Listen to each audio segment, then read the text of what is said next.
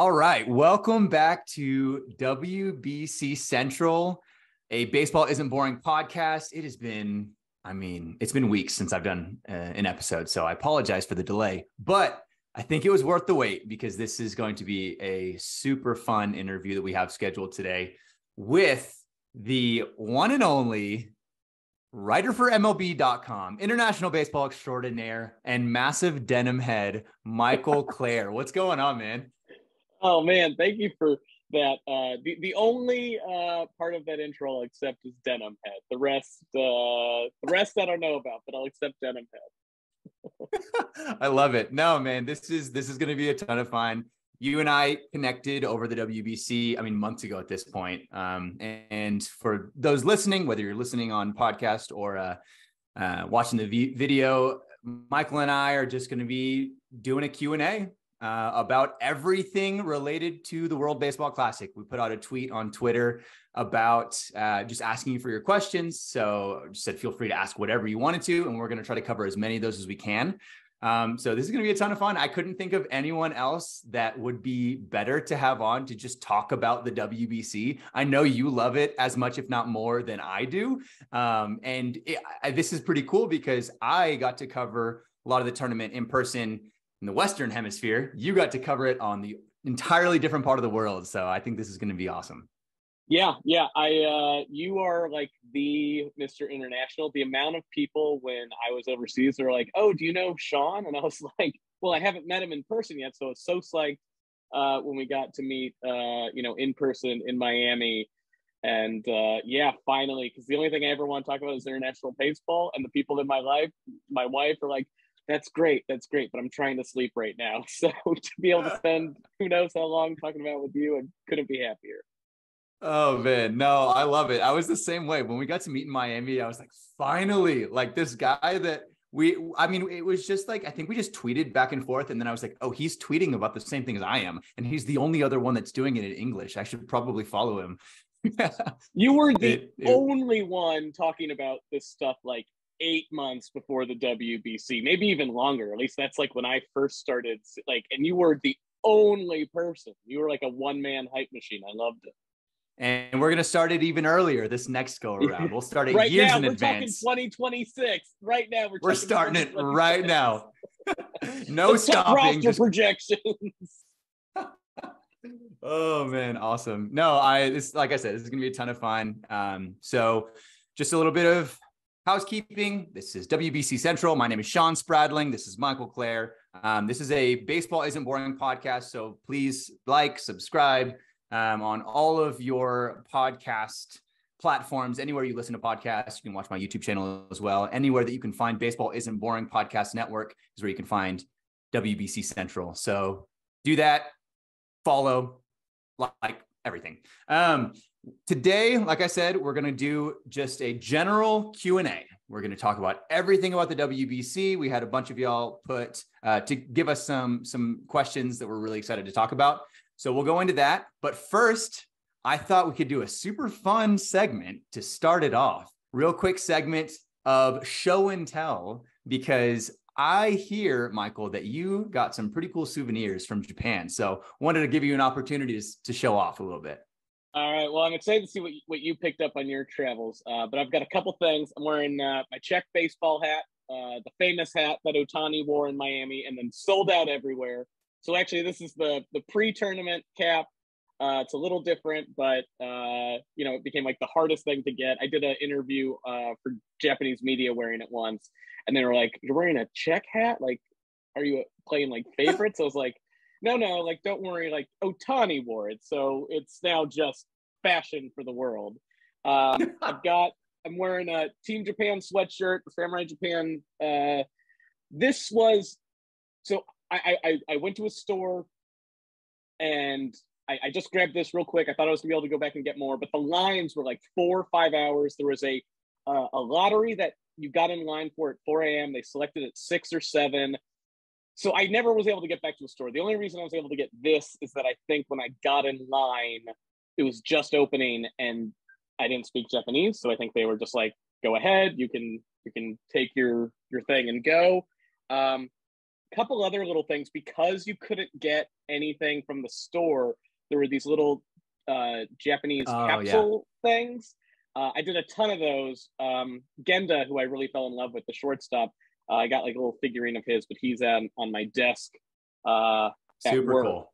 But these like were the only thing that you could get without trying to like be in a lottery or pre-order like months in advance. Let's see. All right, couple other things.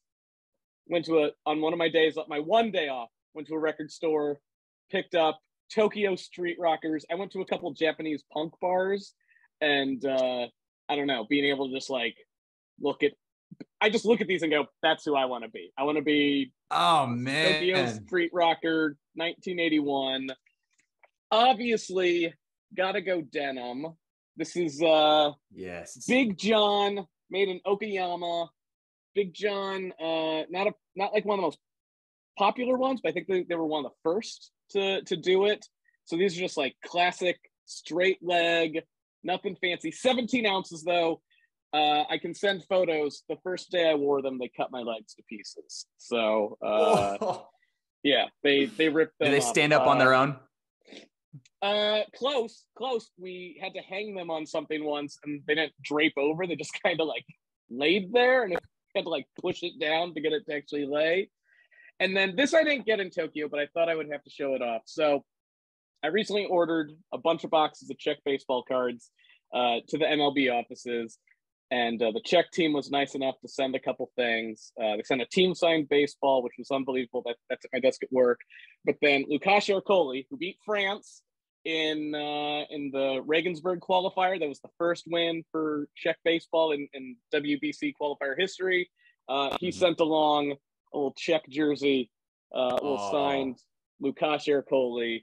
So the reason it's out is I need to frame this, obviously. You know, put up some photos from WBC, but this is I don't know, like the crown jewel of the WBC collection, I guess. So that jersey is history right there, man. That is awesome. Right there. So yeah, gotta thank Lukáš, gotta thank everyone with baseball Czech. So how about you? What I know it's so hard to get stuff. The lines were always insane. Everything was sold out. What did you pick up? Yeah, it was tough to pick up things. You and I talked about this before. Once I got to Miami, which was only for the semis and the final, pretty much everything was sold out. And I also was like just starstruck by the fact that I was there. I didn't expect to actually be there in person, so I forgot to like buy any souvenirs or pick anything up.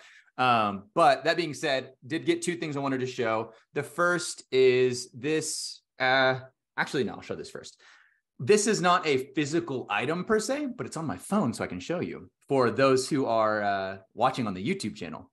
I got a selfie with Ipe, and that was maybe my favorite picture I took the entire WBC, because the story behind it was we were on the field before the Mexico-Japan game in the semifinals, and everybody was just absolutely starstruck by Ohtani. Everybody ran up to Ohtani. So funny, because some of the nicest people I've met were in the Japanese media, all on the field there together.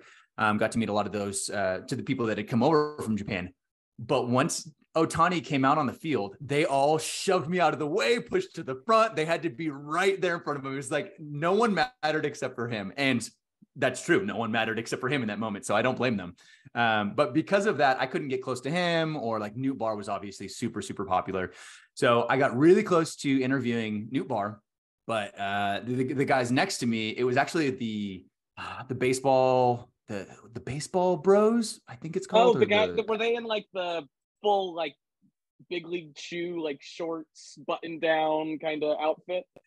Yeah, they're the two guys that are like 20, 21 years old that just go around the country, like interviewing players, asking like really funny questions. They're like pretty popular on social media. They're super nice guys. I got to meet them, but they got to interview Newt Bar, and unfortunately that was like his last interview of the day on the field. So I was like, well, who do I interview? And then I saw Ipe kind of just standing behind Newt Bar. Since he speaks English, they were able to talk to him in English. So I was like, Ipe, can I interview you? And he like looked around and he was like, me? Like, you want to talk to me? And so I actually got to give him we did like a 45-minute interview, and then I took a selfie with him. So that's the selfie. It was a ton of fun. He was super nice. He was just so confused why I wanted to talk to him. But then I was like, yeah, you're like almost as famous as Ohtani at this point, so you deserve this.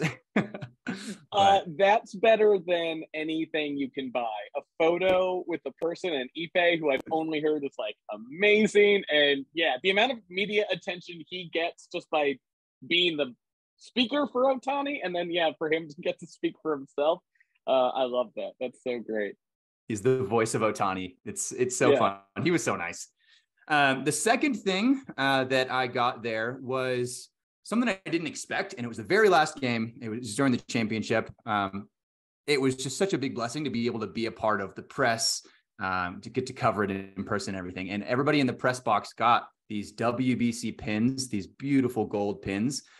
And it was just, for me, it was so cool because it was like all of this content that I created had led up to this point. We were watching the final, and then they like gave us these little gold pins that are just beautiful. I mean, it's just like a gold, clean WBC logo pin.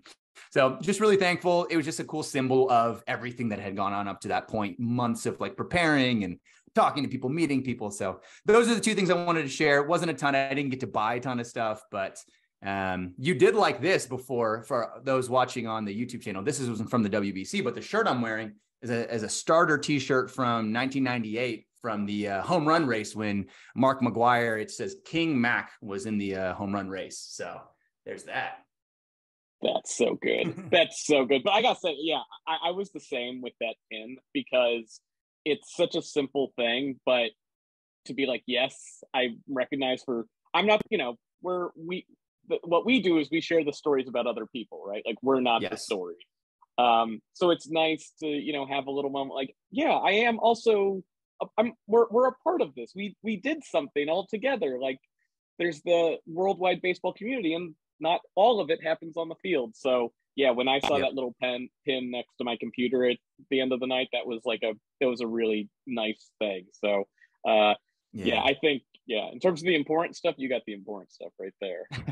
It was just like a mission accomplished, man. Cause like you said, it was maybe 10% of my stuff was me. Like, there was just so much collaboration. I had so many amazing people from around the world, honestly, like reach out to help with my graphics and like translate things for me. I can't speak or read Japanese, so I had to have all these people help me with things. So it was just like a moment that I was like, wow, look at all of what has happened, all of these people that have got to this point and helped me get to this point for me to even be able to be here and experience this. Just a really cool moment. So it was a ton of fun. Yeah. And I gotta say, you're comment about the Japanese media. Like, I want to thank all of them as well. Like, they were unbelievably kind. Not all of them spoke English, but the ones that did came up and welcomed me and, told me, hey, if you need help with anything, let me know. I'm there in the press conferences stealing questions, like it can be very territorial, but they were nothing, like, everyone working was so warm and welcoming and just, collaborative. Everybody just, it was, that's the beauty of global baseball right there. Meet new people from around the world. So it's just a totally different conversation when it's like everybody's here to showcase their country, their culture, their people. Like, everybody was just so nice the entire time. Like, every country had fans and media members that were just like excited to learn and share about each other. So I never felt like anyone was really aggressive, or like, I didn't even have any bad experiences with anyone. Honestly, it was great. Yeah, same. It was it's a pretty magical thing. The fact that both of us can say that. I'm not sure how often that happens. So yeah, for sure. And last thing on your hat, that was one of my favorite storylines of the WBC too.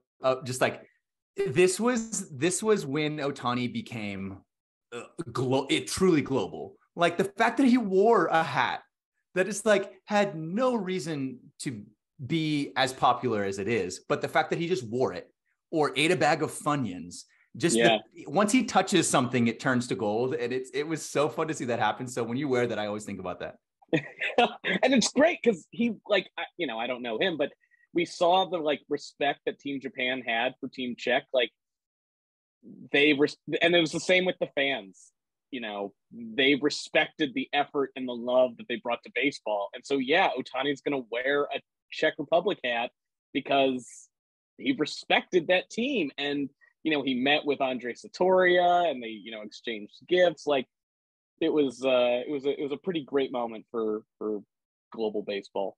Just people, just the globe in general. It doesn't have to be about baseball. Yeah. Just a good moment around the world. It's beautiful. That 2023 WBC will go down in history as one of my favorite baseball moments ever.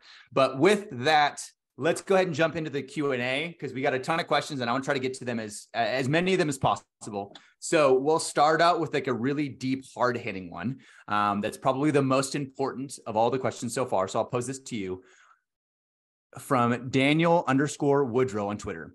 Why hasn't actual real life Harry Ford been knighted yet? One, that's the most important question.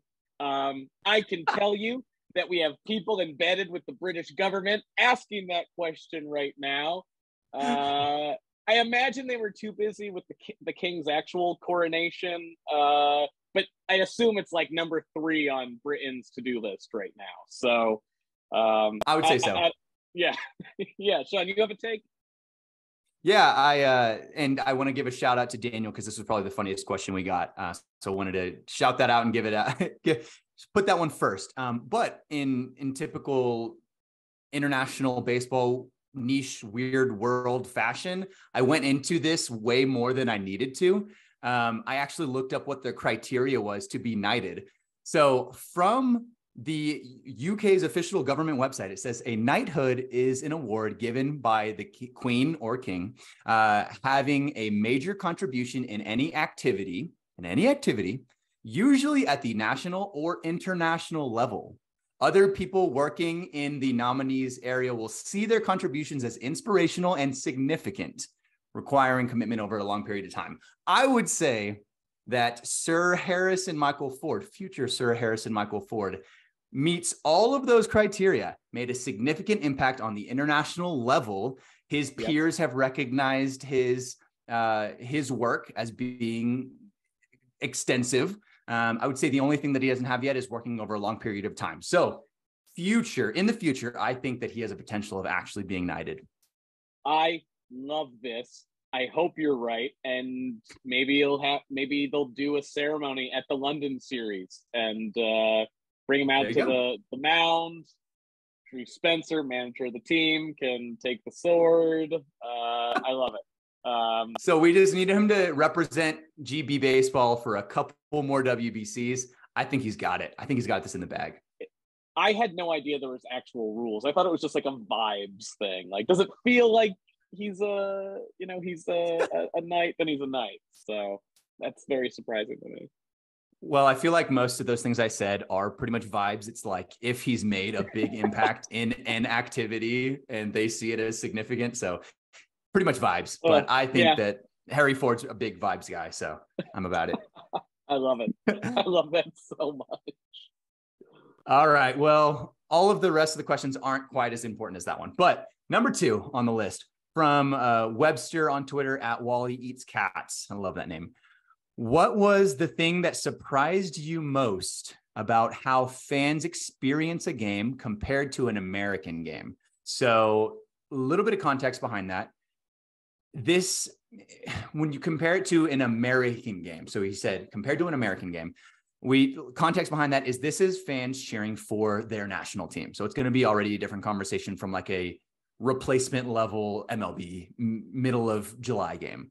But that being said, and it only being every 3 to 4 years, that being said, Michael, I'll pose this to you because you were in Japan. You got to see a very different baseball atmosphere. What was something that surprised you most about the fan experience there? So there were a couple of things, and I really liked the differences. So one, and especially when Team Japan was playing, obviously, if many of the afternoon games, were maybe half full, people had work, that's understandable. But when Team Japan was playing, everyone was in their seat and not getting up by batting practice. They got up to go to the bathroom and maybe get a beer. But if you were on the concourse during a Team Japan game, they were empty. It was actually, if you had to go to the bathroom, it was like, wait till the middle of the game because the bathroom line will be empty. which I thought was unbelievable. Wow. This obviously the songs, and that's what was kind of interesting. So, you know, I've been to a regular season game in the KBO, and I was surprised there. You have the home fans who are singing when the team's at bat, but then when the away team's at bat, traveling fans sing. I assumed it was all home fans the whole time. So at the WBC, though, when you're playing countries that don't usually sing, you would have lots of songs when Team Japan was at bat, and then it would be pretty silent when the opposition was at bat, because there's not, you know, pre-programmed music. It's all from what the fans bring. And it's not that the away fans didn't have atmosphere. It's just, I think 200 or so people traveled from Czech. That's unbelievable. That's a huge cheering group. But compared to, you know, the Tokyo Dome, that's kind of small. So it did get kind of quiet for the opposition. But then Team Japan would come up and it would be the loudest thing with the songs and the horns. And I still can't get Munetaka Murakami's song out of my head. It's my absolute favorite. And then the other thing I just really loved was, you know, the way we just kind of talked about, the Japanese fans really they just love baseball. If they would cheer for the opposition when they would do something well, they would cheer for the opposition when they finished their batting practice and cheer them off the field.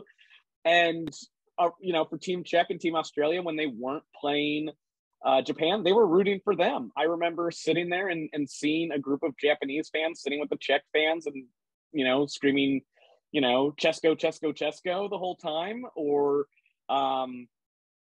when Team Australia was playing and Tim Kennelly, the team captain's daughter, was screaming, "Let's go, Daddy," a bunch of Japanese fans started shouting, "Let's go, Daddy." It was great. And it was fantastic.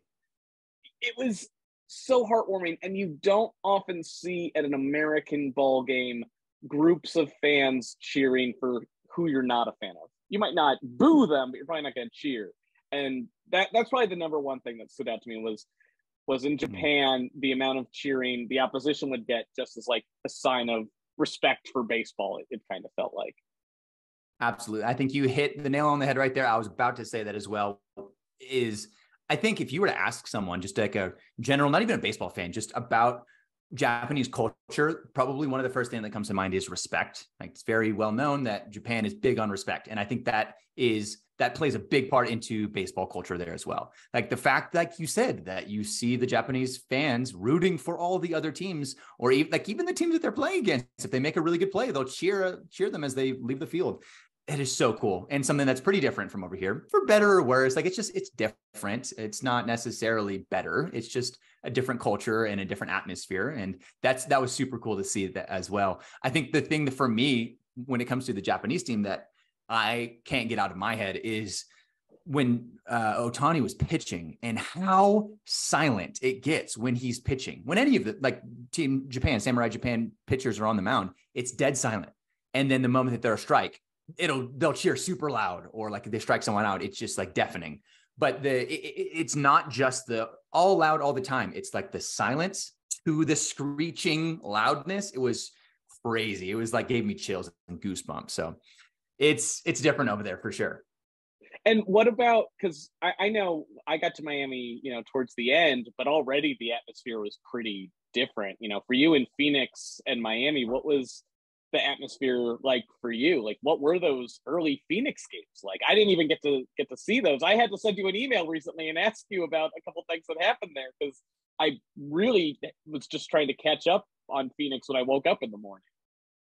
Yeah, that was one of the hardest parts for me that I had to mourn, is like, oh, I can't watch all these games because I'm in person at these games and I'm covering them. I can't follow these games at the other venue, or like on the other side of the world. Like, I'm trying to wake up for every game, but I slept in one day and oh no, like I missed this amazing game. So I get that for sure. But yeah, so I'll go just kind of give an overview of what I experienced there. So when it comes to the fan experience in Miami and Phoenix, there was also a very big cheering and song singing culture that US fans aren't necessarily used to or accustomed to when it comes to like a lot of the Latin American countries. So you got like the Dominican Republic and Venezuela, Puerto Rico, Nicaragua, like they all have a lot of chants and singing, but it's also just always loud. It's just like loud the entire time. It's impressive how they can just keep that volume up the whole time.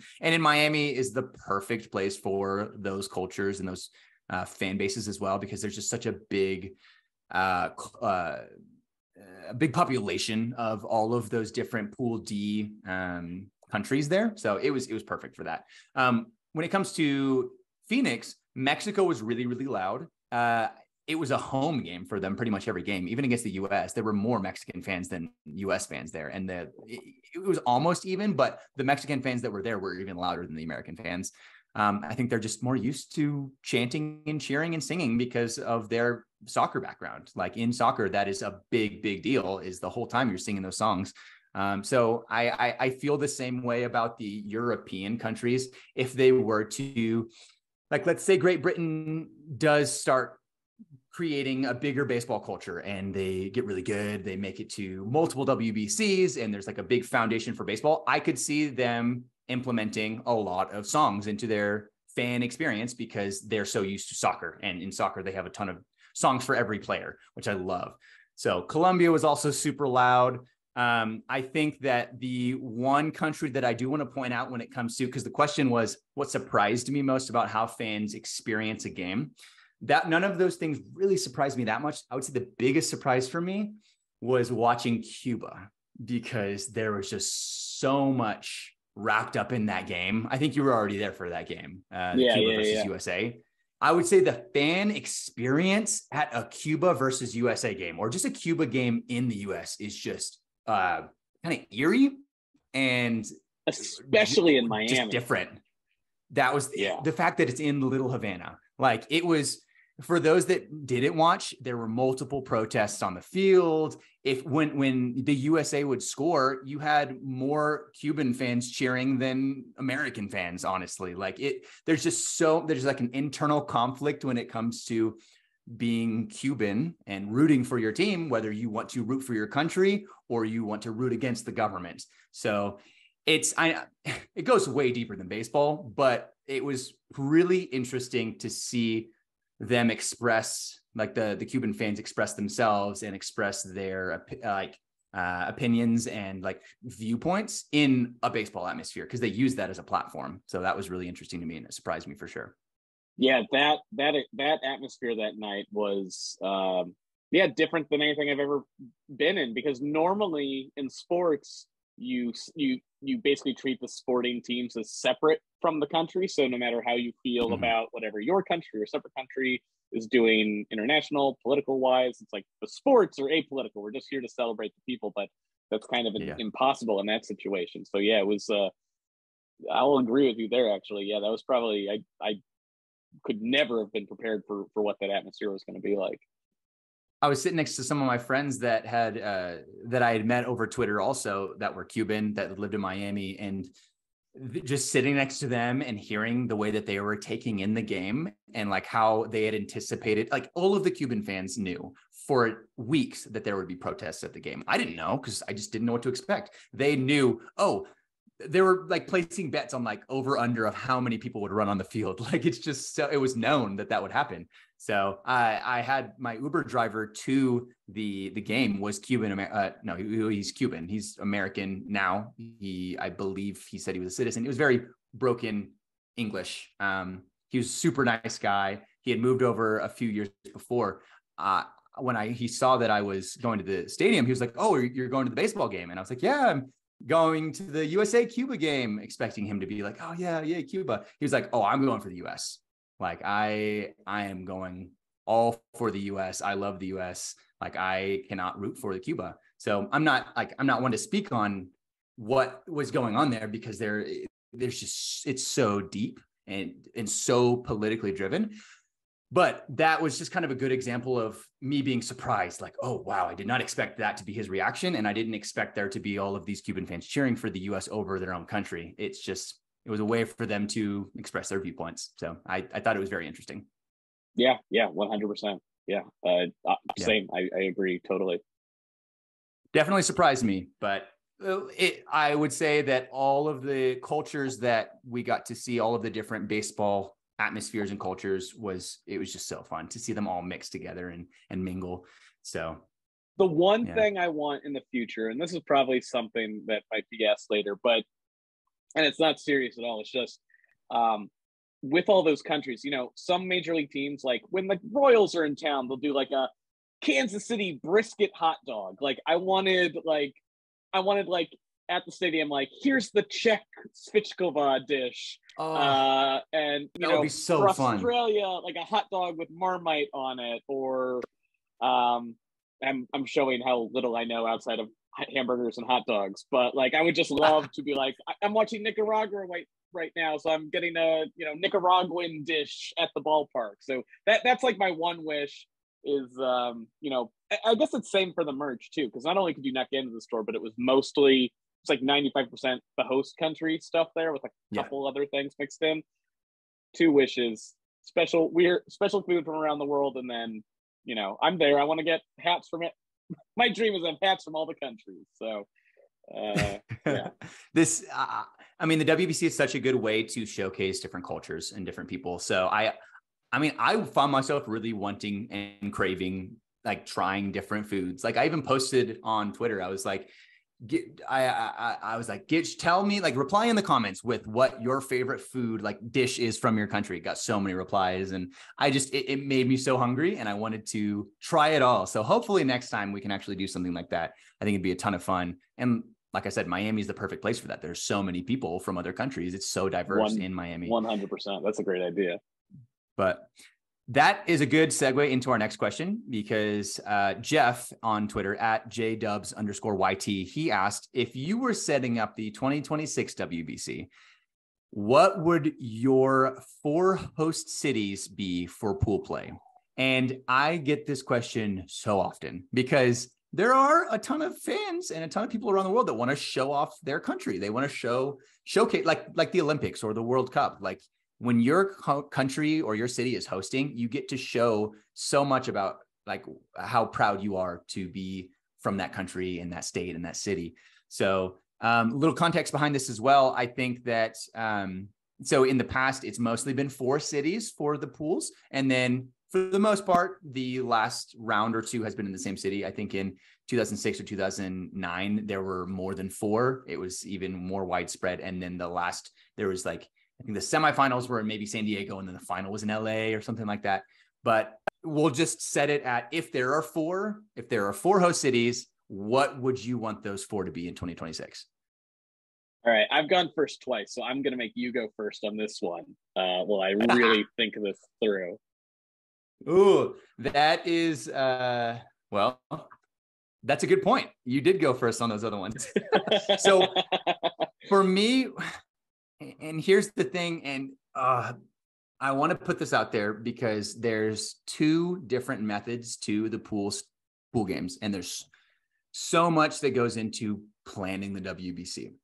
You can do four pools. I'm just going to put this out first. You can do 4 pools like they have in the past, or you can do 1 where everybody hosts it in the same, like, everything is hosted in the same city or the same country, like they do in the Olympics and the World Cup, which solves the issue of the competitive balance between the pools. So you can actually randomize the pools rather than doing it regionally.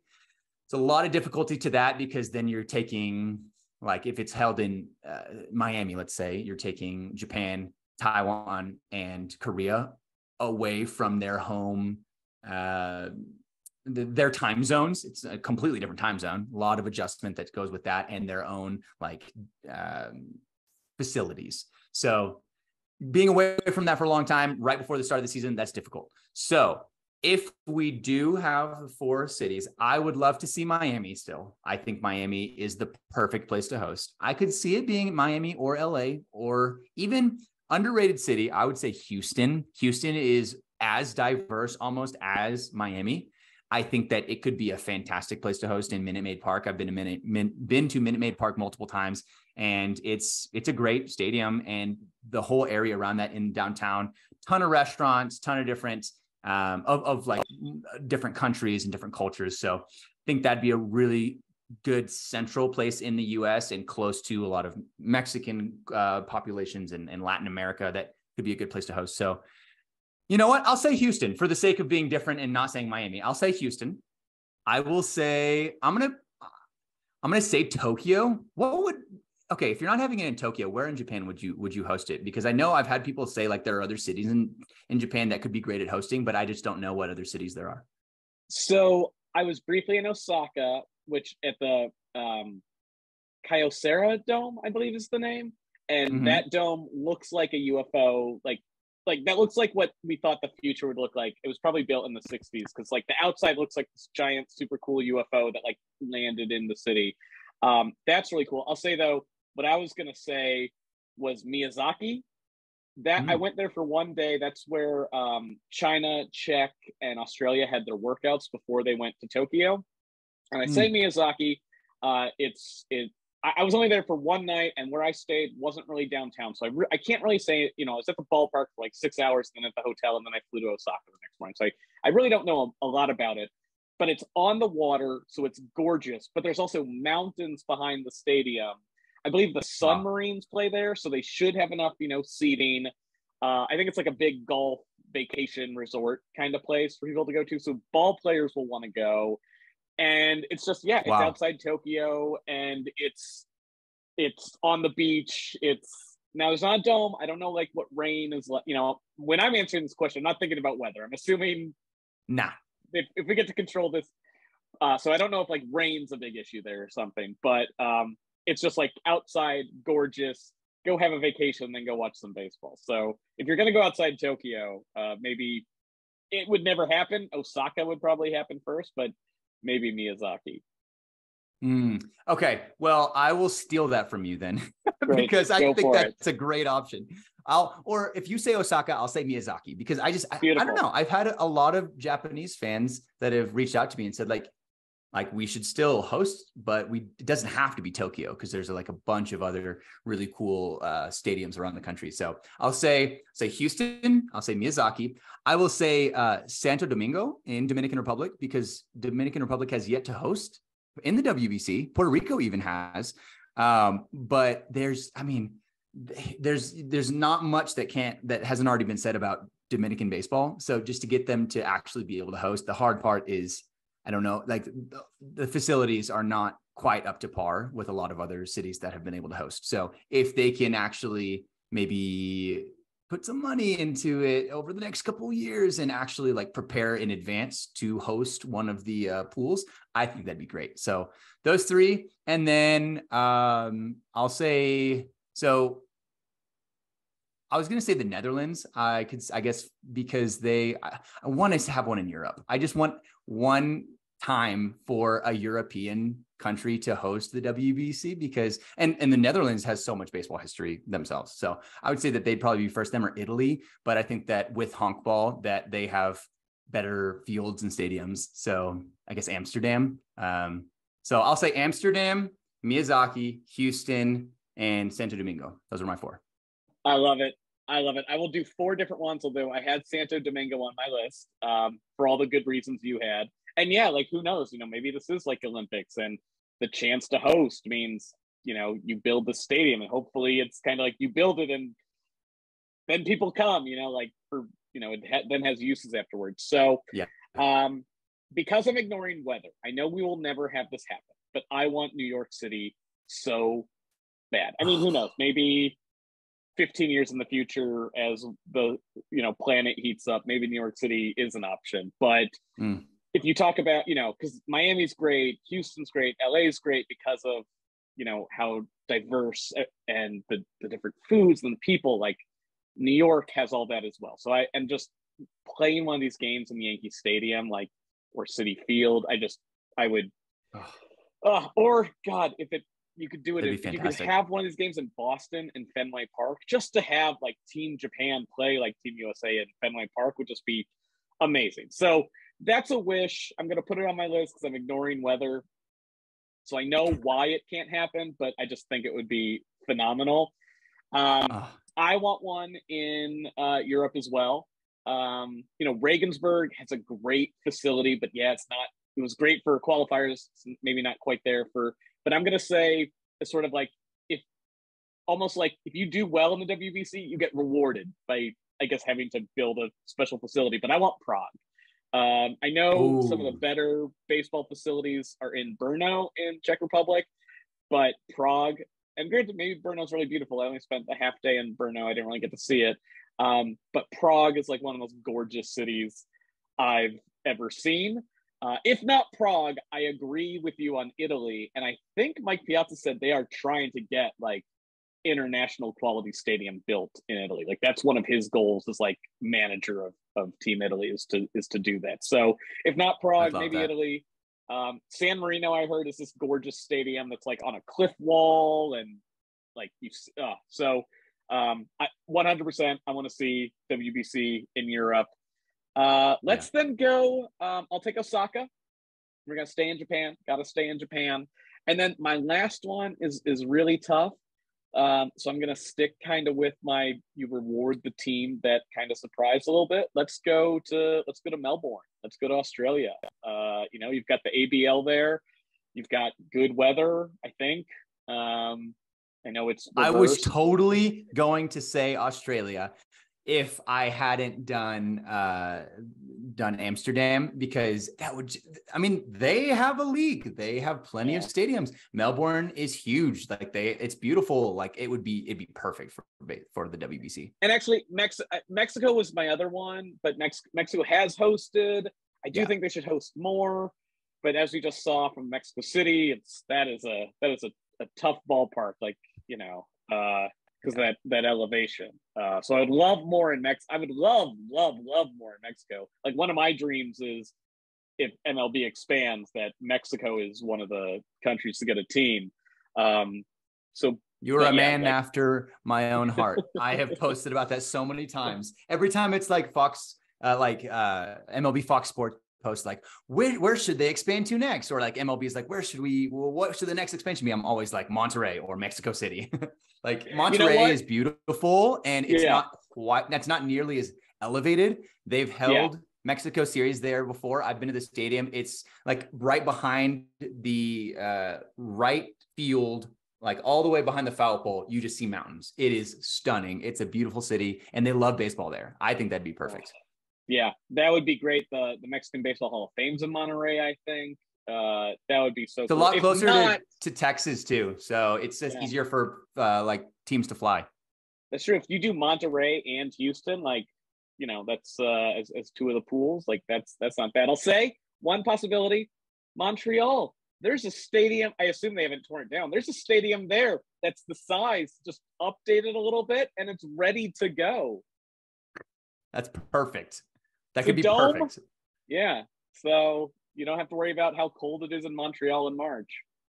The Canadians are going to love this podcast. Yeah. We don't talk about them enough. So there you go. Montreal should host the WBC some year, 2026 or sometime in the future. We'll go on to the next question. I love this question because this is my bread and butter. This is what I spent the last year doing. Which up-and-coming prospects will impact their native team the most in the 2026 WBC? So I'm not sure if you've... Yeah, this is... I have a couple of answers, but this is where I was like, you know what? I'm going to let Shawn just go because he's done like the hard research here. I only know a couple names. I wonder if you'll have any of them. Obviously it's not a prospect, but Jazz Chisholm on Team GB. If he plays, that immediately transforms Team Great Britain. Then one is for Czech Republic. He had recently signed with the D-backs, so was unavailable at the WBC, but Boris Bercherka. So really excited about him. 18 years old, hard throwing pitcher. So, who knows what that bullpen would have looked like with him in it. And then this would be for the qualifiers, and I'm going to mispronounce his name, but for France, Ben Couvray, Covreur. He's 15 years old. I think he's like 6'6", 6'7", throwing 88 already. He's on the Montpellier Barracudas. 30 strikeouts in 19 innings. Walks are a little high, ERA's a little high, but again, he's 15 years old playing men in the French Division I baseball league. There are some teams interested in him. And just to give a little teaser, I've got a story on him coming in the next couple of weeks. So if you want to know more about that pitcher who I recently was turned on to, there will be that story coming up. Absolutely. No, yeah, definitely check that out and go follow Michael for all of the, you got great, like all of your international baseball stories are awesome. So I always read up on your stuff. So yeah, thank you. Again, it's the quality of people. I found out about this kid because, a person told me, and then I called someone and they told me more, and then they told me to call someone else. So, it's the international baseball community at work right there. Well, I loved your prospect picks. Boris Vichurka, is that how you pronounce it? That's how I pronounce it, because I think the Nike is over the C, which I was told makes like a CH sound, but okay. I could be wrong. He's a stud. I was looking into him for this last WBC, and I thought he'd be on the roster. Of course, like you said, he signed with the D-backs, wasn't able to play. He should be on the team the next go around. And they've already qualified for the 2026 WBC, so they can just start preparing for the main tournament. They don't have to worry about qualifying. So hopefully he's on the team. Jazz would be massive. I think that's the one that's like a big star in MLB that didn't play in this WBC other than like the American pitchers, but he's the big guy that I would love to see play for the British team. And they too have already qualified for 2026. So great picks. I love it. Couple of the names that I want to point out. Yuri Perez. And I love prospects. Like I said, this is my bread and butter. I just love seeing the guys that are going to be up and coming in the next few years. Yuri Perez, Marlins. He is technically still a prospect, even though he has already debuted and has been playing with the Marlins, has been lights out. I want to see him pitch for the Dominican Republic so bad. They lost out on a lot of their top pitchers with this WBC, Framber Valdez, Luis Castillo, guys like that. So I think that he would be, I think by 2026, has the potential of being one of the best pitchers in the game. He's a freakish athlete. He's tall, lanky, throws super hard. I think he could, if not be their ace, at least one of in their rotation. Yuri Perez, definitely a name to look out for. Marcelo Meyer is American born, but his family is Mexican. He's the top prospect for the Red Sox. I think you're a Red Sox fan, right? I am. Yeah. So that's someone that you probably know as well. Both of his parents are from Mexico. And he has expressed interest very subtly that he might play for Mexico in the future. So I have a suspicion that he will be playing in 2026, and he could be their starting shortstop for Mexico in 2026. We have the Urias brothers up the middle as well. So maybe one of them will move over to third base, but I love the Mexican team. I think that they are still underrated, even with how well they did in 2023. And he could be a mainstay in that lineup for years. He could be like the core of that lineup. Another guy I want to point out real quick, Drew Jones, son of Andrew Jones. If he's kind of struggling at this point in the minors, he's still super, super young. So I have full confidence that he'll figure it out. And he's represented the U.S. in the past at the youth levels, but his dad is from Curacao. So we could see him either represent the Netherlands or Curacao, depending on how Team Curacao does in qualifiers. But I think he'd be awesome to see in the WBC to play for one of them. So those are a couple of guys. I could go on and on about the players that I want to see, like Jackson Churio, Brewers outfielder. Like, he's super young. I don't know if he'll be even old enough, like to play in 2026. He's still like 18, I think. But yeah, ton of guys. He'd be playing for Venezuela. But this is a great question. Yeah, this is honestly the way the sausage is made.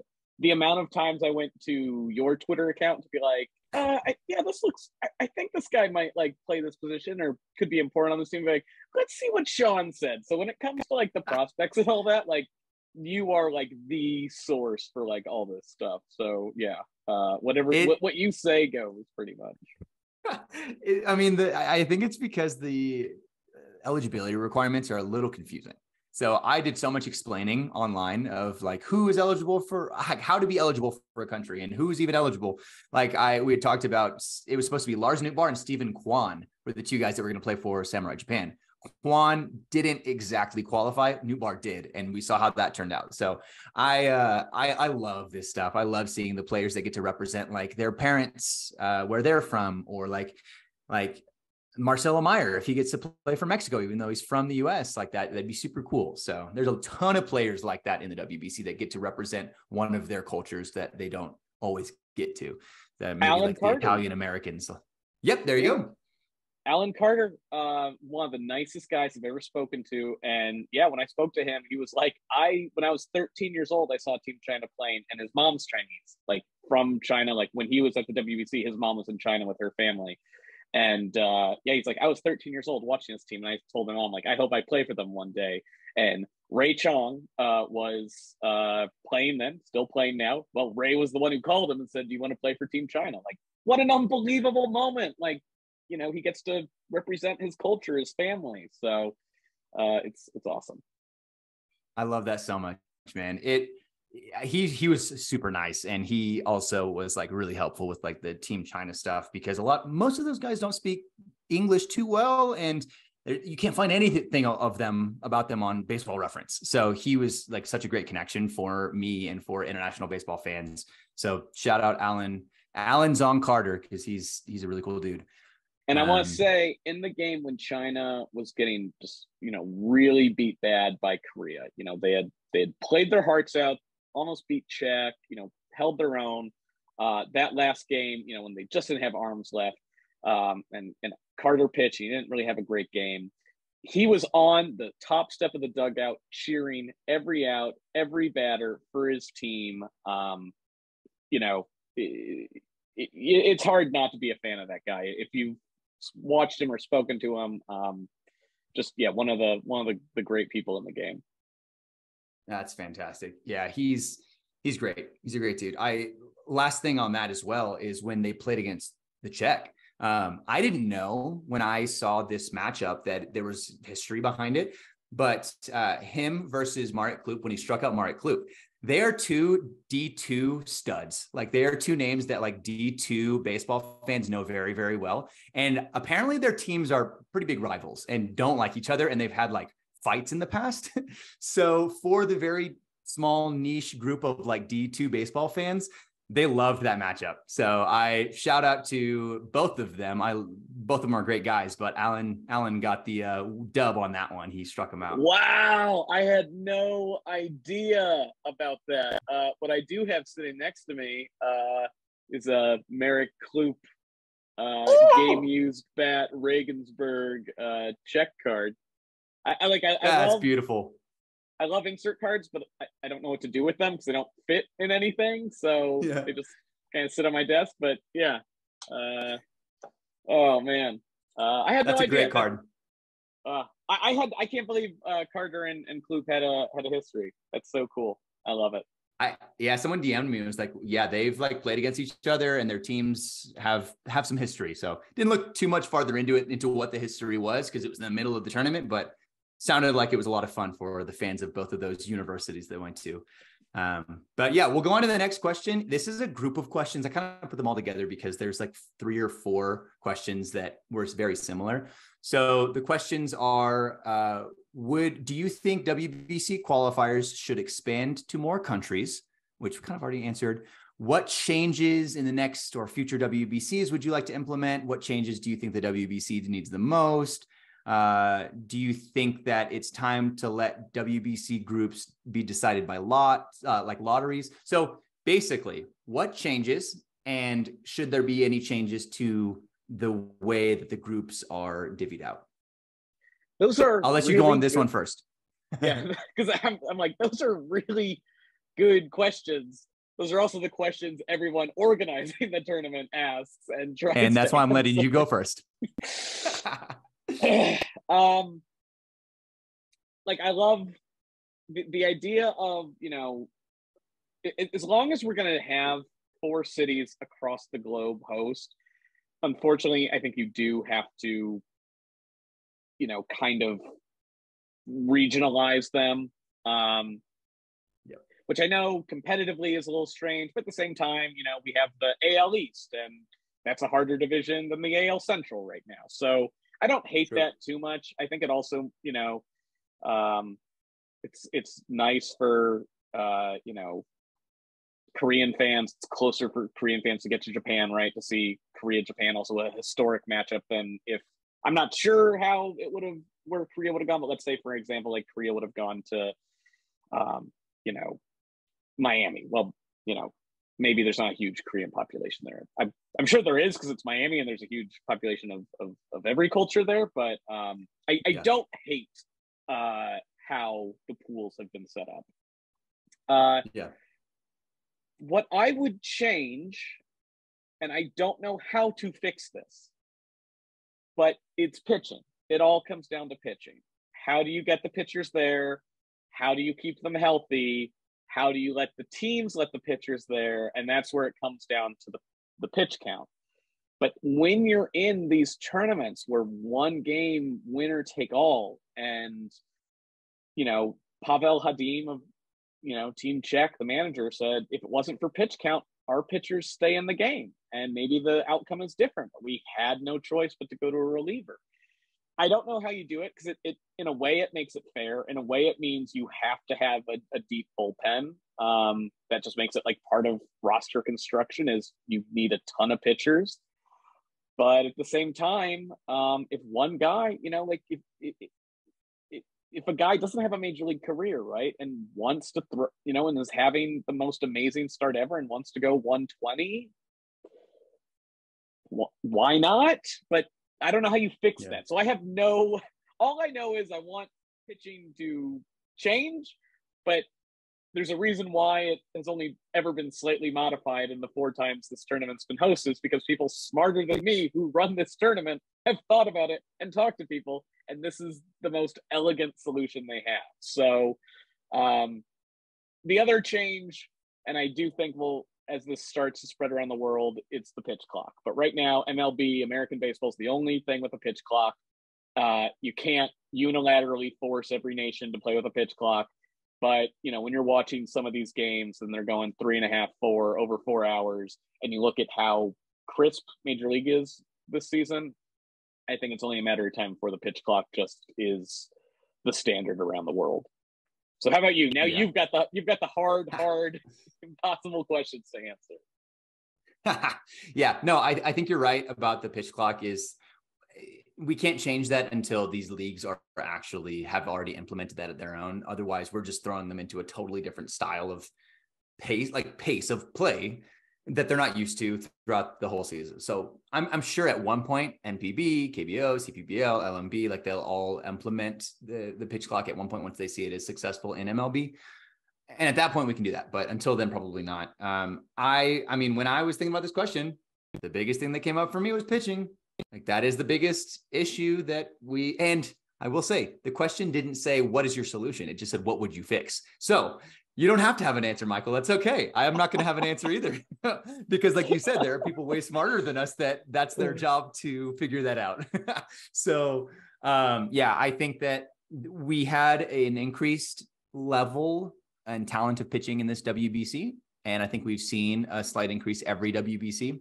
I think maybe the answer is just keep going, doing what you're doing. And the WBC is clearly successful. The top pitchers want to play from every other country. There's a couple maybe in the US that are a little iffy on it, but for the most part, a lot of those guys want to play. Tyler Glasnow was like, if I was healthy, I want to play. Dylan Cease was really close to wanting to play. So you got a lot of the top guys. Kershaw, like he wanted to play. If he would have got insurance, he was on the roster. He talked about paying his own insurance, and it must have just been so astronomically high that wasn't even an option for the pitcher himself to take out insurance. You got to see, I mean, you saw him in that interview. He was like distraught. He was like, I literally tried to take out insurance myself. So I think that is already a huge improvement from the previous WBCs. We just didn't see any pitchers that even wanted to participate from the US for a long time. And now they do. And the bigger this gets, the bigger deal it gets. And you see the Sandy Alcantaras and the Christian Javier's play for the Dominican Republic. You can see Ohtani pitch for Japan. I think that everybody's going to eventually catch up. So I think that maybe the answer is just patience, because I think we have a good thing going right now. That's a really we can't good force point. anyone. Yeah, but that's a really good point, because we're seeing more and more better players every year. And we're seeing that when it's over, they say that's the best baseball experience we've ever had. So who's not going to want to come out? You know, Senga probably would have pitched for Japan if he hadn't just signed a contract with the Mets. I mean, he was in Miami watching as a fan. So, you know, these guys do want to play. So I think that's a really good point. Just be patient. Yeah, I agree. Real quick question that was kind of in the same group as that I forgot to ask from Jose Arredondo. He said, would you like a bronze medal game in the WBC? Yes, that would be a ton of fun. I would like to see a third place game. More baseball is great to me. Exactly. That's I want a bronze medal game, and then let's have games to determine 5th place, 7th place. We need games. The more games we can have, the better. I'm 100% in for a bronze medal game. I know, there probably won't be a ton of fans for that one, but the fans that do watch will love it, and we'll have a great moment, and it'll be phenomenal. So yes, 100% bronze medal game. All the way. I love it. Next question, kind of similar as well. It has to do with international play that is not implemented right now. This is from Isaiah Rosario and Nacho 96, both kind of asked a similar question. Do you like the idea of mid-season international friendlies, like an international break in soccer, like how soccer does it? How there is a week off and we could see national teams face each other. Oh, he's just saying like how they take a week off in soccer. And then Nacho 96 said, and what about the idea of an international series, like a best out of 5 or 7? I can take this one quickly because I think that, yes, absolutely. I would love to see that. And actually, Morosi and I talked about this briefly. Like, I think there is a potential that could happen someday. I don't know about mid-season unless it happens to be during the All-Star break. I think in like a USA versus World All-Star game would be so much fun. Or what Morosi had proposed, and I love this idea, if we could just find a way one time a year to get national teams on the field together. So if it's USA versus Dominican Republic one time a year, or Japan versus USA one time a year, just so that we can get more used to international play and watching our national teams. I think that the people that may not like the WBC as much will just, again, will be patient with it. They'll come around to enjoying it more because they'll just become more accustomed to it. I don't know if that happens in the next few years. I think it might be a little down the road, but I see that as a possibility if we could just have one series like that. So my answer surprised me because my first thought was, of course, I want more international baseball, but actually, I don't want mid-season breaks. I hate them in soccer, but soccer's once a week. What I love about baseball, what drew me to it, is that it's every day, it's every night. There's no breaks. So the thought of preseason, postseason, and the other thing is when there's like a tournament, like there are people that watch, England play like San Marino in a friendly, but a lot of people don't. And even the players themselves are just kind of like getting their work in, or they're a young prospect trying to break in. Imagining taking a break from the regular season baseball for like a friendly, like it would be fun to watch because I love international baseball and I love seeing small countries. So like, US plays Italy or something, and that's not a small country, but but as a friendly that then doesn't matter. Like, I think if anything, it would, I want to see these national teams more. I don't think that's the way to make me get into them more. I think if anything, it's publicize the Pan American Games, the European Championships, the tournaments that exist for these national teams, make those a bigger deal. Now, do I want an international break for the World Baseball Classic? If they are willing to, if this would help pitchers get in and alleviate injury concerns, then once every 3 or 4 years, we take a month off. Great. The season starts early, goes late. Fine. I'm totally down for that. but I don't want to break up the schedule. But yeah, if we can have international games all through the winter and the spring and the fall, I'm all for that. And then in terms of a series, I like this one game you're done. It makes it a little different because, you watch baseball, it's a series, you watch every night, but you're like, I just want my team to win 2 out of 3 games. And there's something fun about, you got to be on it. And if your pitcher has a bad game, sorry, but maybe the final best of 3. But I do like that weird things happen and you get weird upsets. And in 2009, when the Netherlands upset the Dominican, does that happen if they're playing a best of 5, best of 7? Probably not, especially, these smaller nations maybe have one great pitcher and a great reliever, but you're going to, I think you lose a little of the magic that you get. And to me, it's okay because it's a special tournament and it's this specific kind of thing. You get one game. But again, if at the end of the day, does that get us more international baseball games? Then sure. And then give it to me and I won't complain and I'll take my 5 and 7 game series and it'll be great. But I kind of enjoy that not only is it national teams, but the strategy is different. The style of play is different because you have to win this game or it's over for you. Yeah, no, that's a really good point. And I think in the WBC, I really appreciate that it is a one game, a one and done. We don't see that anywhere else in baseball, at least in Major League Baseball, other than what we had previously in the wild card game or like a game 7. But that's not even one game. That's the end of a series. So we don't have that like just desperation of like, we have to win this game. So I love that about the WBC. And I think that I would definitely want to continue that. And you also made a really good point about like the everyday aspect of baseball is the best. Like I love getting to check box scores every single day. I think that when I think about because my goal, if I wanted to implement something like this, would be to have some way to have national teams on the field together, facing each other, maybe once a year. How that looks, totally fine with. Like, whether it's before the season, after the season, during the season. When it comes to an international break, in my mind, is really the only way to get like top players to play.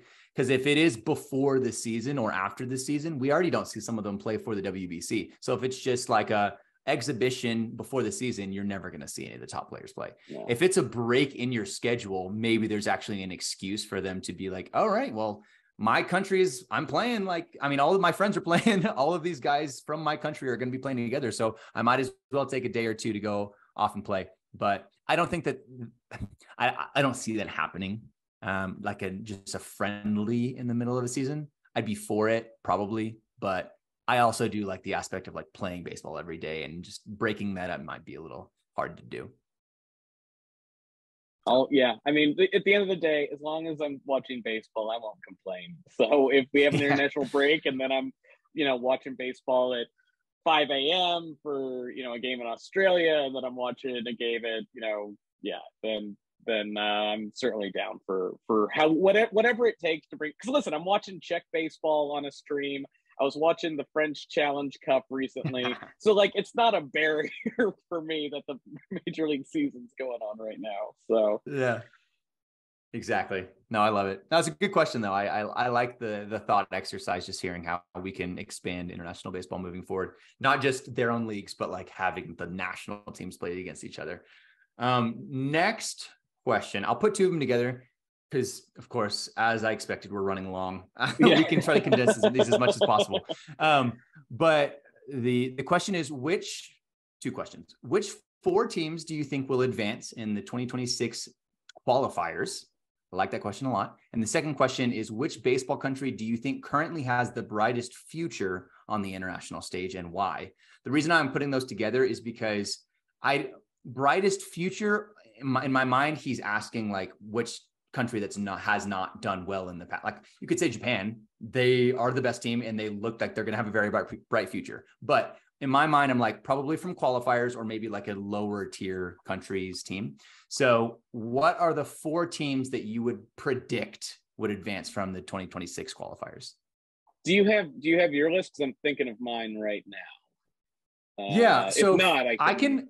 I can go ahead and go over a few, because I think that the ones that come to mind first are, I think Brazil has a very good chance. They've made it to the WBC in the past, and they have some really good players, homegrown. It's just the hard part is getting the USA born players, because those guys are in the MLB systems. If we can get those guys to continue to, so like Bo Bichette's not going to be able to play. He would play in the WBC. He if they qualify, but he wouldn't be able to play in qualifiers. I think that they are developing well, and that they have a chance to have a pretty solid team come qualifiers in 2026. So I think that they're really, I don't know, they're putting a lot towards qualifying again, because for them, that is a big deal to get into the WBC. Otherwise, there's just not much growth in Brazil. So I'm going to say Brazil. I'm going to say Taiwan. I think that they're stacked, and they're going to be better than pretty much any other team, because they're going to have all of their players from CPBL, I'm sure. They shouldn't have had to requalify. Yeah. They did so well. I forgot entirely that they had to requalify, because like in my head, it's like, of course, Taiwan's in. So yeah, at the expense of Czech. The Czech made it, and then Cuba somehow came from 0-2 and came back, and because of these different points, they made it. They don't have to requalify. So it's like teams like that just like, I'm so happy that the Czech Republic qualified, but because of that, China has to requalify. Or I'm so happy that Cuba was able to beat it out and like have a great run at the end of that pool, but now Taiwan has to requalify. So there always has to be one team that loses out. I think that Taiwan is just so much better than pretty much any of the other qualifying teams. They shouldn't have had to requalify.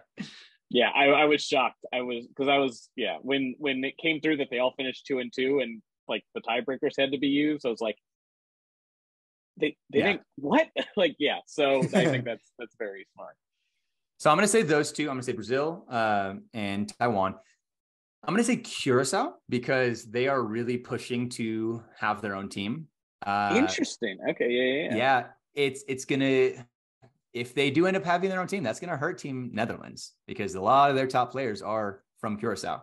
And the Curacao Federation, Baseball Federation, has been pretty adamant that they're going to try to actually enter in qualifiers and compete on their own separately. So I think if they get to, they have a lot of players in MLB organizations from Curacao. So I'm going to say them 3. And then the fourth one, I'll say Germany. Like, they did pretty well. I thought that they were going to be able to qualify in 2023 or 2022, but I don't know. I don't know how baseball looks right now, like after following the WBC, but I can imagine that they can get a good team together again. They had a really good team, but the Czech Cinderella run just beat them out. So those are great picks right there. Germany's one of mine. I picked them to advance from the Regensburg qualifier. They've got a great league system. They've got some great facilities. There are towns that are straight up baseball towns. If anything, it's surprising that Germany hasn't become a larger force on the international circuit. I'm going to steal one of yours. I'm going to steal Taiwan, just because I was literally shocked that they have to qualify. So I think that is going to be a cakewalk for them. Colombia, couldn't believe they got bounced. I forgot Colombia. I know. So I'm so sorry to my Colombian fans out there. And I think Nicaragua's a good team too. I'm gonna go one, because I really like your Brazil pick. I thought Brazil was gonna advance from the Panama qualifier, so I was a little surprised there. But I'm gonna go a little off the beaten path, just because it's more fun that way. Argentina. Argentina's baseball program is growing. They, if the qualifiers weren't their first like international tournament, it was close to that. So, I think they're probably a little behind Brazil, but who knows in 2 years, or if not, maybe 4 more years after that. Argentina to me is just a really interesting baseball program, and a place I'm excited to see what they do in the future. So maybe I'm a little high on Argentina for 2 years from now, But Argentina is a place I really see a future kind of growing. I like that pick a lot. And this is something that I didn't realize, but Argentina's like #1 in the world for men's softball. So Really? they clearly know how to play a bat and ball sport. If that they can get some of those players to translate over to baseball, that could be huge. Maybe they could actually have some really good homegrown success. Real quick, other teams I want to point out. Yeah, Colombia and Nicaragua should both qualify. They both have the talent to. There's too many teams that should qualify, honestly. I like I said, I like Germany. Another one that I think could be fun to see, Philippines. They have a couple MLB players that are Filipino American. So if we got to see them in the WBC, I think that'd be great. Hard part is I don't know how many of those players would be able to play for them in the qualifiers. So that'd be a great team. And yeah, I really like the Argentina pick. That's a ton of fun. Yeah. So speaking of softball, I recently talked to Jimmy Jensen. He's the chief operating officer, baseball jobs overseas. He's playing in Czech right now, but he's played 7 different countries. But he went to New Zealand. One of his things is trying to grow the game. He went to New Zealand and he said New Zealand's really interesting because they're so good at softball. So like the swings in New Zealand are pretty good, but he's a pitcher. He's the pitching coach for Austria. So he was like working with the pitching. He's like, the pitching is there's not a lot because they're used to throwing underhand. So like teaching them the overhand baseball, the swings were solid. It's the pitching that is, way behind. He's got to kind of catch up a little bit. So I thought that was so interesting. Yeah. His 1 year there, that's kind of what he learned. Yeah, my guess is that it's probably the same with Argentina. Then they got the swings, they know how to hit the ball, but yeah, hopefully they can develop some pitchers. I think. I'm blanking on his name. Cuban pitcher for Yenier Cano, relief pitcher for the Orioles that's breaking out this year. Cuban, he is eligible for Argentina because I think he played baseball there and lived there for a few years after leaving Cuba. So that would be a ton of fun to see an arm like that pitch for them because he's lights out, one of the best relievers in baseball this year. Yeah, can you imagine if Argentina wins a qualifier and they get a major league player on their roster? That'd be unbelievable. That'd be great, especially a pitcher who is just like dominating the majors right now. Oh yeah, that's like how one of the best stories in baseball so far this year with Liam Hendricks coming back. But I was so sad because this is way down on the priority list, but he was supposed to play for them in the WBC, but to see him play for them in 2026 would just be so awesome. Not only because of his story, but also because like he's so dominant. Like you'd see him coming out in the 9th and just no one be able to hit him. So it'd be a ton of fun to see that. 100%. Yeah, I'll go. We'll go over these last couple questions. We'll do this one. This one's from Yaku Cosmopolitan, everybody's favorite Japanese account in English on Twitter. He's a great guy. I had him on the podcast. He's been a ton of help for everything that I've done with all my Japanese content. So he asked for both of us, what is a challenge that you faced covering the tournament that most fans may not realize? And then he said for him because he covered it in Japan as well, for him getting home at midnight every day, then getting up early to head back to the stadium again for a week was exhausting, but 110% worth it. So I think I know what I'll say for this, but Michael, what is a challenge that you faced covering the tournament that most fans may not realize? All right, so I'll do 2. My first is his. It is not a complaint because I consider it one of the best weeks of my life and it was worth it and it was a dream come true, but it was hard. I kept telling people, like, I just need like a breather. It felt like, when you're in like a basketball game and you're like, please coach, just like, give me like a minute on the bench. And I know I'm just sitting there writing, but being there at like 8:39 in the morning for pregame workouts and interviews, cover the game, write the game story, cover the next pregame interviews, cover the game, write the story, get home midnight, 1 a.m. The amount of room service I ordered at 2 a.m, and then was back at the park at 9. It was exhausting. It was great. I loved it, but it was a grind. there's a reason why I was mostly eating Japanese snack food and gaining weight while I was covering this tournament. So, and then the second, it's the language barrier, and everyone is very helpful. There are translators, but it's just difficult. It's difficult not to just be able to go up to someone and talk to them. I speak very little Spanish. I can speak kind of enough to say, introduce myself and ask, can you speak English? And if you can speak English conversationally, but maybe you're not comfortable without a translator, which is totally fine. It's just then we have to find someone who can translate. So it's really just it's an interesting challenge that navigating that was just a little more difficult. In the press conferences in Japan and in Miami as well, you would wear like a headset. For people who don't know, you'd wear a headset and there would be a simultaneous translation. So the guy's up on the podium speaking and you're wearing headphones listening, and the person is trying to translate the words into your head as the other person is talking. It is an imagine having that job. I don't understand how they did it at all, because you are listening and talking at the same time, and also other languages like English, the way like grammar is in English is not the same as in other languages. So you're having to like listen and then try and flip it back. So I know something had to have been lost in the translation, and what that is, I'll never be able to know. But that was one of the challenges, and I think KK was one of the main translators in Japan. I thanked him every day because that was a hard job, and without him, I couldn't have done my job at all.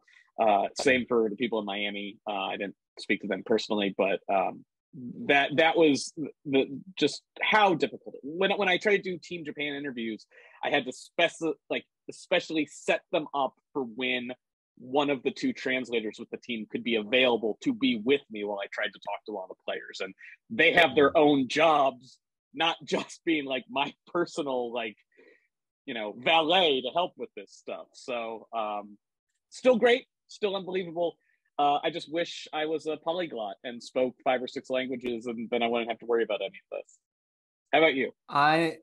I mean, those are both like spot on. I experienced the exact same thing. Like as Yaku Cosmopolitan said, and as you said, waking up early, going to bed past midnight every single night was exhausting. It was so worth it, but because we'd waited for so long, and it was just the most fun tournament ever. But it was exhausting. It was a lot in the body, and I definitely gained weight, so don't feel alone in that. A lot of snack food. Thank God. Yes. The language barrier was really interesting. I think that, so one of my biggest goals on Twitter was to be able to help bridge that, and thank the Lord that there is Google Translate right on the tweets of everything that is tweeted. So that's a huge help. But I mean, it's just the reality of life in other countries. Like it's very difficult to be able to communicate with people from other countries. And it gave me such an appreciation for not only like the guy that translates in real time from Japanese or Spanish to English to Spanish to Japanese, like all just in every which way, but also like the players that come over to the US that are not native English speakers, because we kind of had that flipped around for the first time in my baseball experience. So the first time I've ever had like the majority of non-English speaking communication. So for example, like all of the Japanese media, but then also all of the teams pretty much in Pool D and Pool C were Spanish speaking. Like the English speaking countries are a minority in baseball. Obviously the US is huge, and so that's a big part of it in MLB, but for the most part, other countries speak Spanish or Japanese or Korean or Czech or Italian. So that was a very interesting for me, very interesting experience. And honestly, it was kind of fun is to be able to grow and like learn just the reality of like how other fans and media members do sports in like internationally in different countries. And see, the last thing for me is just figuring out my schedule was difficult with having a full-time job, because my job was not to cover the WBC, but I was covering the WBC as if it was my full-time job. So I was working from 7 a.m. until 4 in the afternoon, and then while doing baseball on the side, and then from 4 in the afternoon until 2 a.m. I was doing baseball, and then I'd wake up at 3 or 4 to watch the games in Japan and Korea, and then continue doing that. So I've given my wife a shout out every single time I talk about this, because she was just like the biggest supporter, and like, this is like what you're doing like, this is, if you're going to do this, do it all the way. Like this is what you want to do. And I eventually want this to be my job. So we're doing this all the way. So she was a huge supporter in that. And it was hard to manage, but again, 110% worth it. That is, man, applause, man. That is, I was tired from doing it, and I didn't have, a second job I was doing at the same time. So unreal. And whatever support you got from your, like, cheers to her as well. So unreal. Great. Yeah, we all thank you too for doing it, because you were the source for a lot of information for a lot of people. Well, hopefully I'm not the only one come 2026. Hopefully we have a even wider international baseball network, so that we can all feed off of each other, because it was a ton of fun to be able to do it with you and like the Dominican reporters that I met, and like the Venezuelan reporters that I communicated with. So it's a super fun network. Hopefully it's even more expansive next go around. Just last 2 questions. Excluding the final, what was your single moment highlight of the WBC? And while I don't know if you already have something, but I'll shout out at Gav Tramps. Gav is one of the Bat Flips and Nerds guys. I met him in Phoenix, and he was an awesome dude. He knows everything about British baseball. So he said mine obviously was Ian Jabot's final pitch to secure Great Britain's win over Colombia. Then the next few hours were a blur. So that was such a great moment. Oh man, what's your moment? I don't want to steal. Go first all of them. No, you're good. And thanks for pushing it back to me, because I don't want you to go first every time. That's not good podcast etiquette. For me, I would say, so he said excluding the final. I'd say one of my favorite moments, this is kind of the final because it was after the final, was getting to interview the Japanese players, because it was the first time that I was able to get close to them and actually like speak with them. So getting to actually have interviews, even like Roki Sasaki, got to talk to him, which was like the craziest thing. He spoke a little bit of English, and we had a translator to get to talk to him. With him was a ton of fun. So that was super fun. That was on the field. That was the final. When it comes to other than the final, this is also on the field. I love the Trey Turner Grand Slam. That was I was elated, just freaking out the fact that it was I think the 8th inning. We were down to Venezuela. There was no hope. True. And I think we were down by 3 runs, hit the Grand Slam. We were up. It was just like one of the craziest moments for me watching that live. Super cool. And then the other one that comes to mind for me was Shohei Ohtani's batting practice, which I know that you got to see some in Japan. But oh my goodness, that is just an event in itself. Like seeing him take BP, launch it off the top of the scoreboard in Miami, the upper deck, like the top row, was just a spectacle. So that was a big one for me. Never thought people had talked about how big of a deal his BPs were. I didn't expect it to be like that. That one, when Korea played Japan, Team Korea sat down to watch Ohtani take BP. I was blown away. Like, your number one rival in the biggest game is like, we're still going to take a minute and watch Ohtani mash some dingers. So those BP was unbelievable. For me, not too surprising, the Martin Music home run against China, I thought was unbelievable. Was an incredible game, heartbreaking for China, unbelievable for Czech. It confirmed their place in 2026, which is huge for that program, because they had come so close so many times, Olympics and qualifiers, and for Music to hit that. He is the caretaker of the Hlubaka field that has a castle in the background. So like he's baseball all day long. He manages that field. So, and then his mom was there, and his mom became kind of an internet celebrity because she's sobbing behind home plate. I absolutely adored that. When Roki Sasaki, after he hit Willie Escala unchecked, when he met him the next day to apologize for hitting him with a 102-mile-per-hour fastball, and and brought him a bag of 2 bags of Japanese candy. I loved that. I had been tipped off it was happening, but they wanted it to be private. So I was like, all right, that's fine. I won't go and pester them with questions. I'll pester them at the ballpark about it later. Yeah. And then the Turner Grand Slam, when Ohtani hit that massive home run against Australia, and the fan passed it around to all the other fans in the section. I was lucky enough. I talked to the fan. She was lovely. But yeah, like everybody just wanted to hold a piece of Ohtani for a second. And they did. They shared that. You want to talk about surprise fan moments right there. That would never happen. Someone would steal it and it would be on eBay 10 minutes later. So, and then Mexico, I mean, that Mexico-Japan game was unbelievable. The Murakami double to win it, obviously, but Team Mexico cheering for their fans at the end was a pretty magical moment. And then one I didn't see in person, so it's just through Twitter, just how Yu Chang just became the biggest, coolest, all the Yu Chang memes from Taiwan. So yeah, I couldn't choose just one, but that Martin Music home run was pretty unbelievable.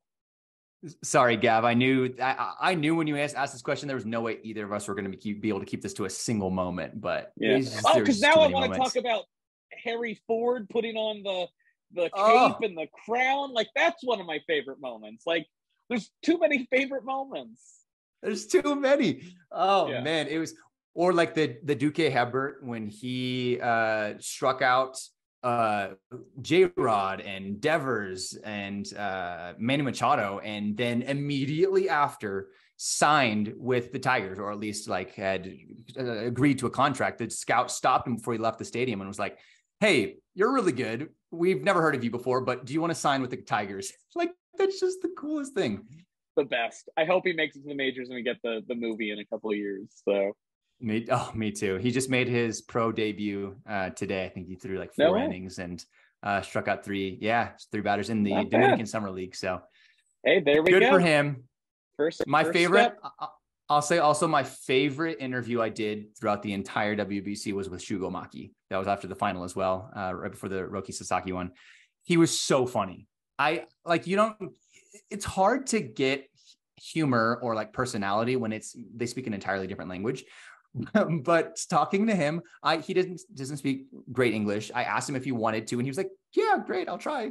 And I was just so thankful he'd even wanted to try. And I went up to him and I was like, hey, what are you feeling? Like winning the WBC, what are you feeling right now? And he was like, thank you. And then we just both laughed. And I just asked him a couple more questions. We had a translator, and just every question he answered was like so funny. And you could just tell he's like such a jokester.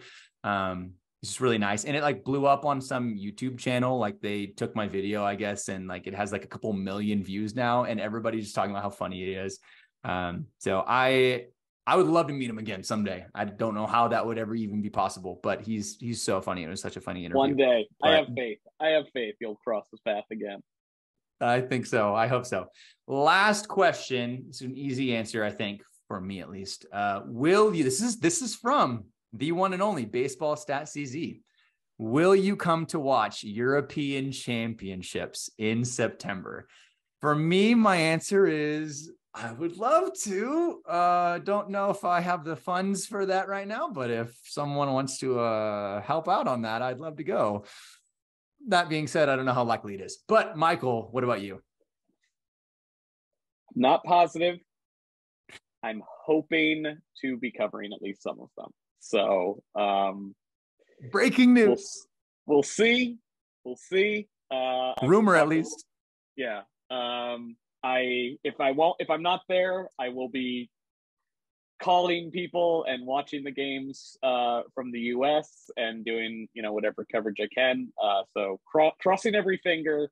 But the European Championships are going to be huge. The fact that they're in Prague this year, and we've already seen how Czech baseball has exploded, the amount of Japanese fans that have gone to games, and we're just seeing how WBC just helps these programs explode. And so to kind of capitalize on that is perfect timing. So I'm crossing every finger and toe in my body I'm not positive, but I'm hoping against all hope that I can make it out there.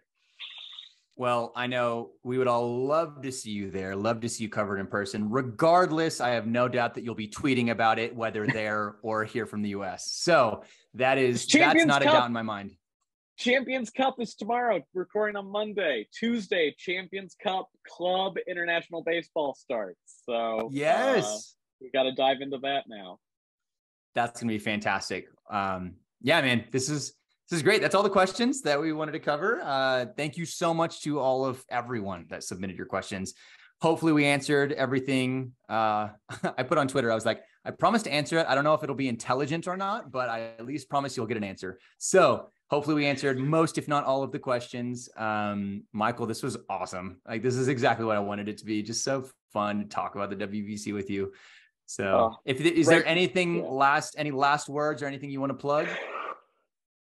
God, the only last words is baseball's global. Wherever you are, there's baseball. Go find it. And if you have a cool story, let us know, because we love it. And for Absolutely. me, MLB.com, World Baseball Classic .com is still where international baseball stories are going. We tend to run, I ran one on Jimmy Jensen this morning. I've got a couple coming up. One that's interesting is on Bhutan baseball. So for a plug, just go check out MLB.com or WorldBaseballClassic.com. And the more and where can we follow you? I'm on Twitter at Michael S. Clair. No E on Claire. And that's me. So yeah, we got World Baseball Classic website. Definitely go check out all his stuff and his personal Twitter, on MLB website, wherever, everywhere. Just go read it all and consume it all, because they're all great stories.